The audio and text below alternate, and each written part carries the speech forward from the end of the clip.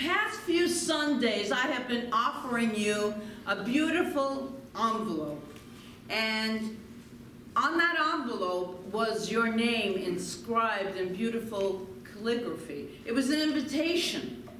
And you were cordially, it said, you are cordially invited to let 2024 be the year that you awaken, truly awaken, perfect song, truly awaken to the life of beauty and wonder that Spirit has already created within each and every one of us. And if you remember that, I asked another question. What would 2024 be like if you RSVP'd yes to that invitation?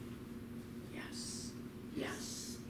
And my prayer, my hope, my intention that our work this month has caused each of us to open up more, to be more awake, to come out of that sleep, and to be aware of the consciousness of the divine, which is all that is moving in and through us. We are pure consciousness. So therefore, if consciousness equals God, we are each and every one of us God.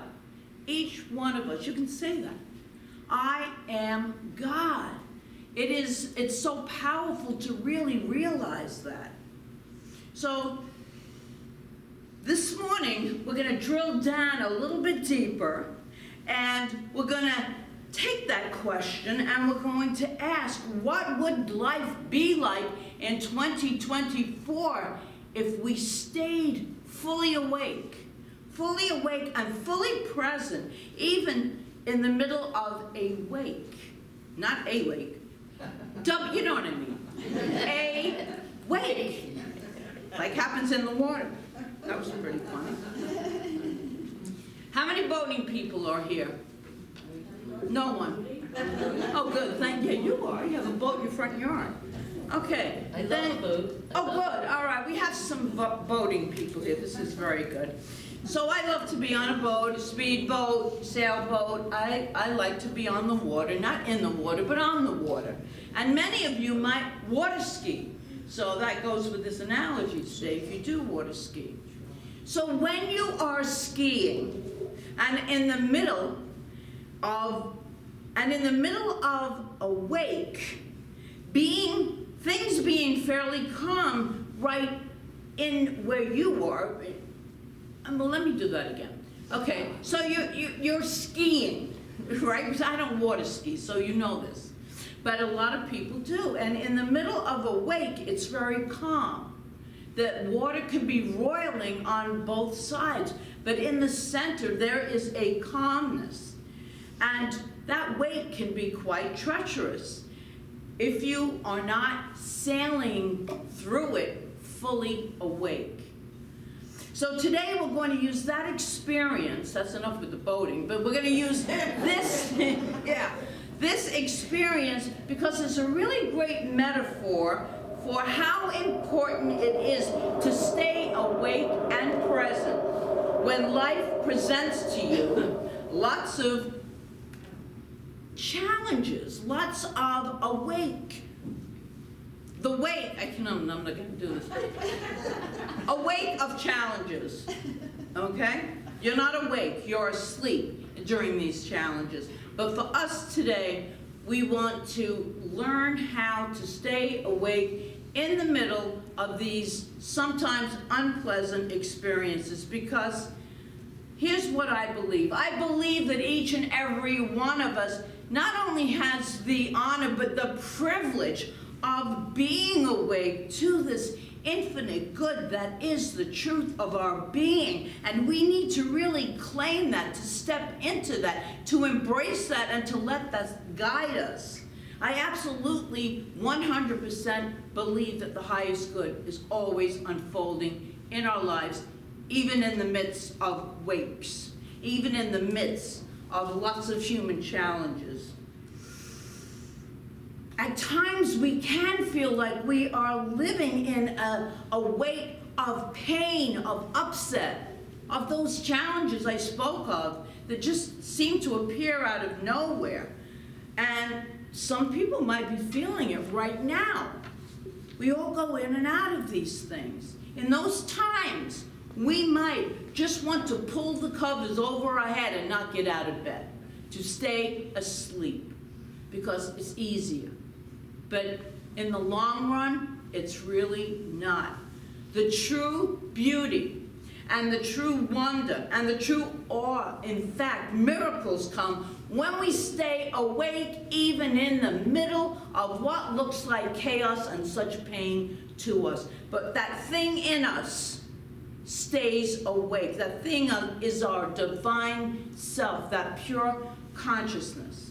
And I want to begin this talk with a beautifully written passage from Mark Nepo's book, The Book of Awakening.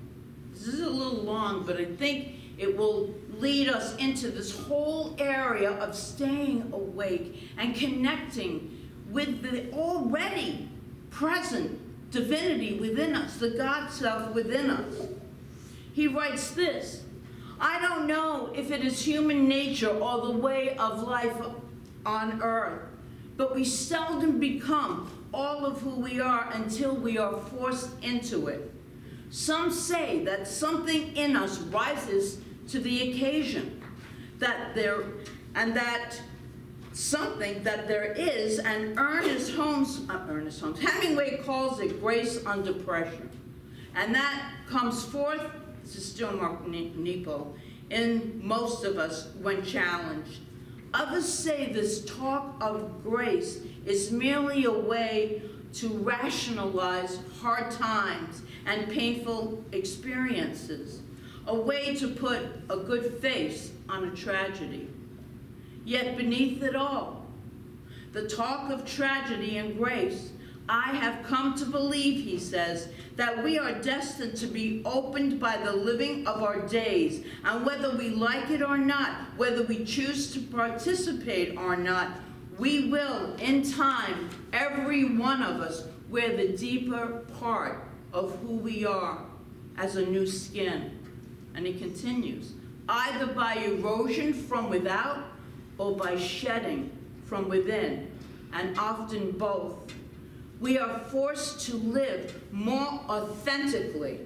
And once the crisis that opened us up passes, the real choice then becomes, will we still continue to live authentically? It is no secret, and this is Mark Nepo, that cancer and its acuteness pierced me into open living. And I've been working ever since, he says, to sanctify that open living without crisis as its trigger. Perhaps the greatest moment of shedding and breaking for me came as I was being wheeled into surgery. I found myself numbly afraid, spinning from the Demerol shot, watching the hospital ceiling roll on by. And I found myself repeating over and over the following words as I was wheeled on that stretcher.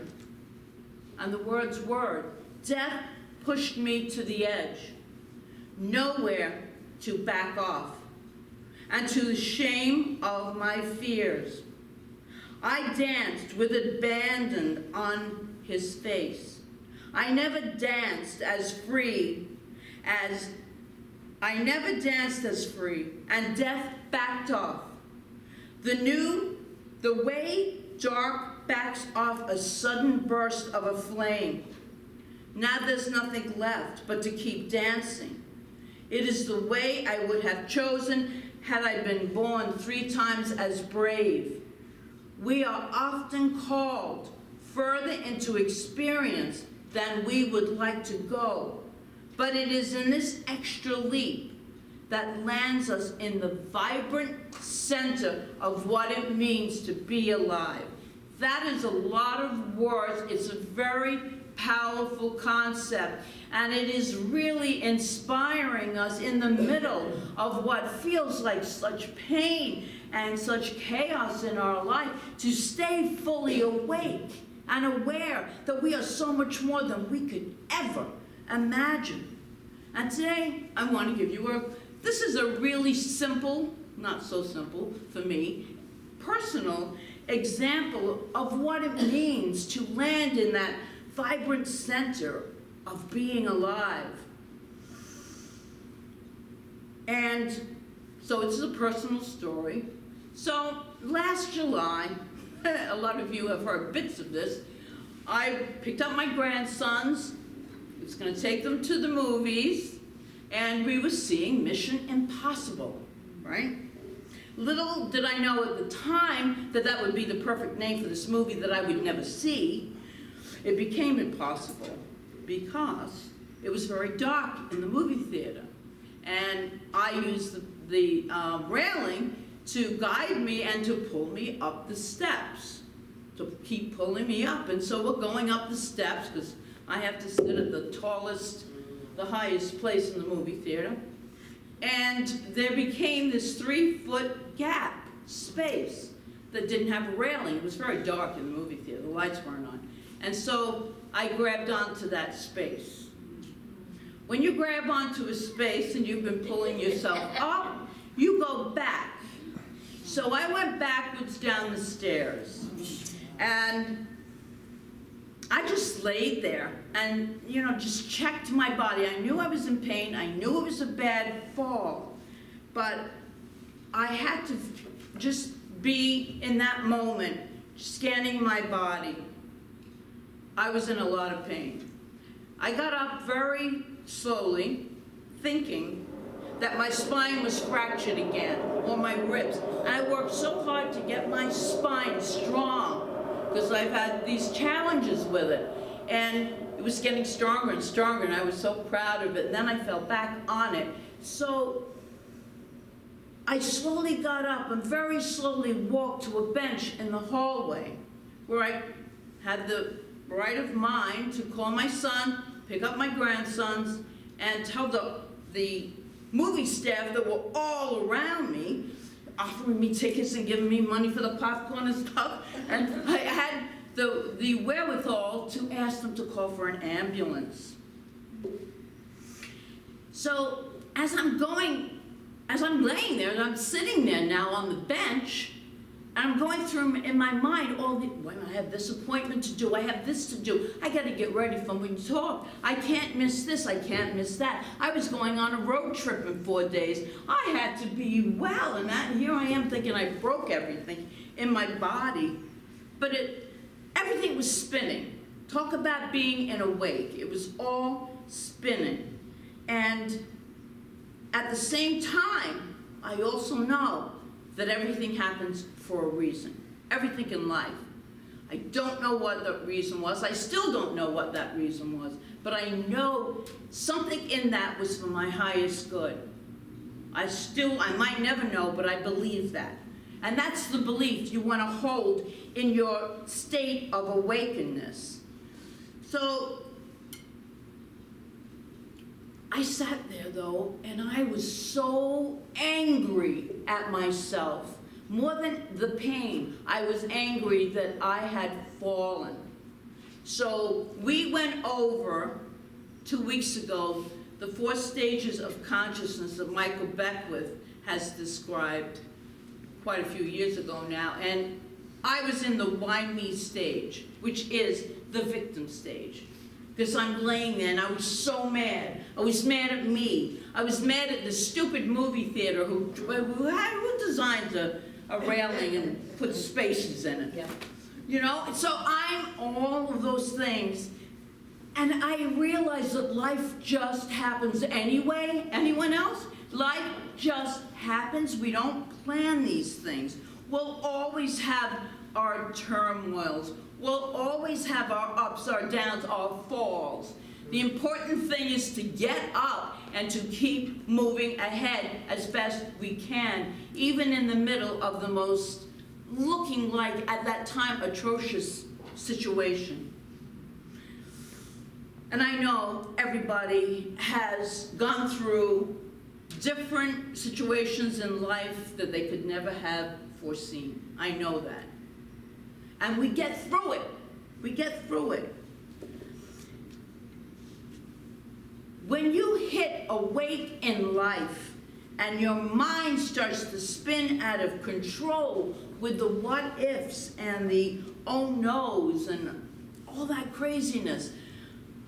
This is a form of being asleep. We're having this human experience, so this is part of being asleep. When we are in our spins, when we are caught in that roiling rage of water, we are not being awake. And that stage of consciousness, as I said, is the victim consciousness. The entire premise of the book that was written by Dr. Richard Moss, which was called Inside Out Healing, that I want to quote here, is to let us remember how to stand in awareness, in awakeness, even in the midst of a crisis. And I remember this because I read from this book a couple of years ago, actually, but the premise of the book is about our true suffering, way beyond physical suffering. And it comes when we hold on to our stories of how it's going to be or why it's the way it is. And we make up these stories and we believe them so deeply that that is even more painful than the actual situation. And it's usually in the future or it's in the past. And there's a way to minimize that. And if not, eliminate it. The suffering, if we don't eliminate it, the suffering will return again and again. But we must remain, and you've heard this so many times, in the present moment. And why does, and this is what Richard Moss talks about, why does returning to the present moment relieve suffering? Does anyone know why? Living in the now? You hear it all the time. Because that's where the divine really is. That's where our consciousness is 100% engaged in this now moment. And that's where the divine, that's where God is. Right in the present. Not in the past, not in the future. And that's one of the things that I did in the middle of all this too, was to reach out for prayer. So I was conscious and awake enough to reach out for prayer. On page 334 of The Science of Mind, Ernest Holmes writes, the mystics have taught that there is one ultimate reality, and that this ultimate reality is here and now. The great mystics saw through the veil of matter and perceived the spiritual universe. They have taught that the kingdom of God is now present and needs to be realized. We need to realize how powerful we are. We can heal ourselves of anything. This I am absolutely sure. I'm absolutely sure. Physical, mental, emotional, we can do that when we have that faith, that awareness. And here's some key points. God's love abounds in the present moment. The energy of life convenes in the present moment. Divine intelligence lives in the present moment. And here's an empowering and amazing idea that I really want to awaken to. I did, as I was suffering both physically and mentally with my back, laying in the hospital. I'm in pain. But my mind was in more pain because it was making up this whole entire story. Every instant we are fully awake to the present moment is a moment of restoring ourselves to wholeness. And wholeness is the most basic, perfect state of being. Pure wholeness. We say that, we hear that, but true wholeness, nothing is missing. I'm going to say this again. Every instant we are fully awake to the present moment is a moment of restoring ourselves to wholeness. Why? Because when we turn our attention away from our stories and turn to the present moment, we enter a limitless field of intelligence and love. And that is the greatest healing resource there is. I had someone tell me this week, a teacher of mine, that he's not a healer. Tremendous minister, not a healer. He's a revealer. That's what we all are. We're not healers. We're revealers of the truth. We awaken to the truth. That is the healing. The truth is there is only love, and there is truly only this beautiful nature of the divine. Holmes wrote, "Love is the grandest healing and drawing power on earth." The atoms, the molecules, the cells of our bodies can actually reorganize themselves, and they do, in greater or lesser degree of wholeness, depending on how present we actually are to every situation. What are we thinking in those situations? Well, I'm really messed up now. If we're laying there thinking that, then we are. If we're laying there thinking that somehow a miracle is occurring and I am completely healing here, then we are. So I had this realization as I was laying there in pain. The realization that I am not awake to the present moment, but I'm spinning and suffering into the future. So I brought myself back to the present moment, that present moment of complete awareness, through breathing, through doing as much prayer work as I could do. I brought myself back, though. That was the absolute healing, to the present moment. After the hospital nurses and the technicians did the x-rays and CAT scans and all the tests that they do when you're in the hospital, nothing was broken. I could swear to you something broke. I heard it break. I felt it break. Nothing was broken. Bruised a little, but a lot, but nothing was broken. To me, that was a miracle. And it was part of being awake in that present moment. Holmes writes, "We should learn to control our thought processes and bring them into line with reality," which is the capital R reality. Thought should tend more and more toward an affirmative attitude of mind that is positive, stable, and above all else, he writes, a real unity with spirit that is already complete and perfect. We should be able to look at a discordant fact in the face and deny its reality.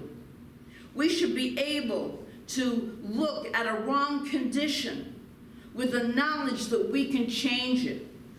The realization that we have this ability must be gained by application of our knowledge. And there is no better place, he writes, to support you in gaining and applying that knowledge. Well, he didn't write this, I did. Right here in our community.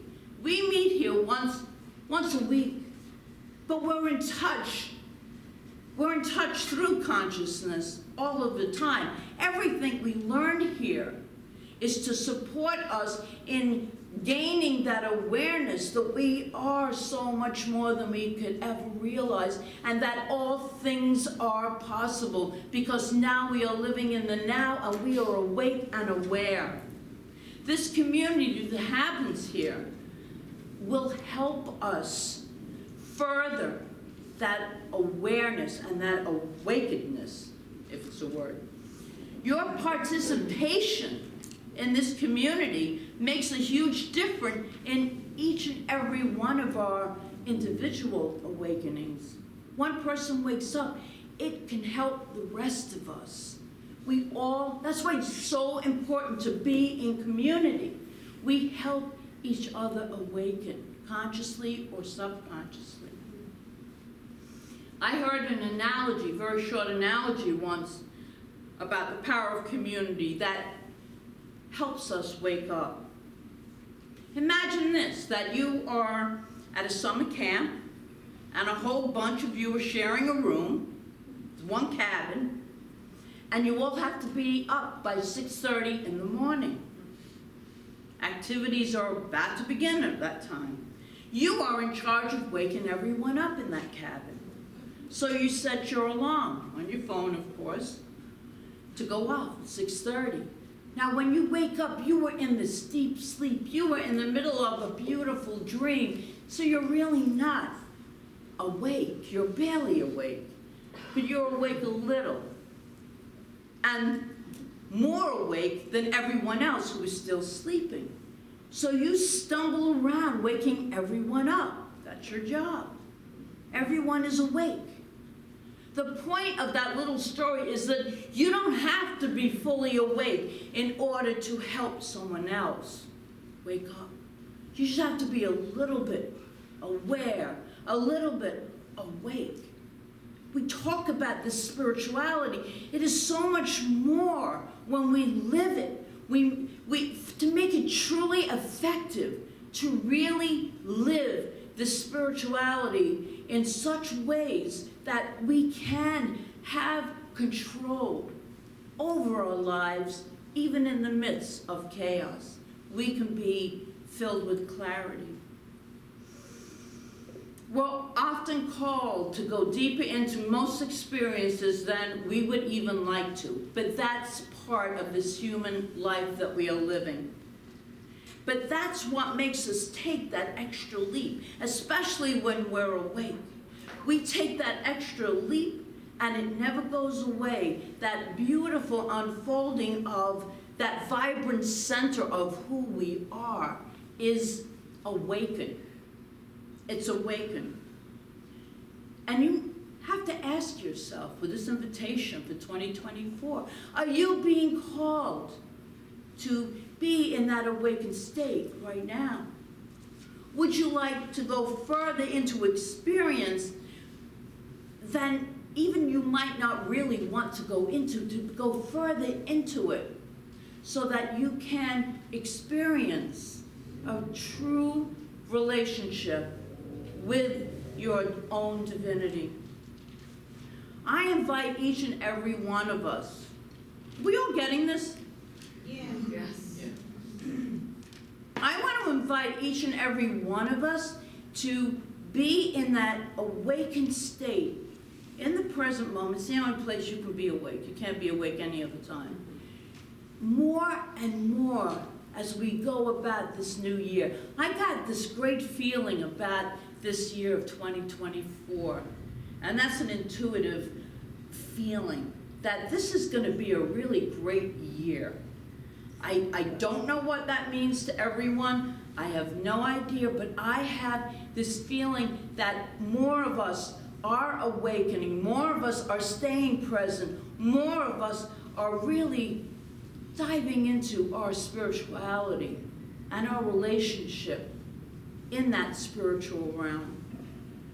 Because the more we stay awake, the more blessings we receive, the more joy, the more beauty, the more peace, the more abundance, the more of all. Because it's more in 2024, so it's all that more in 2024. And I just wonder, what awaits each and every one of us? And I'm believing it's something truly holy. And so it is.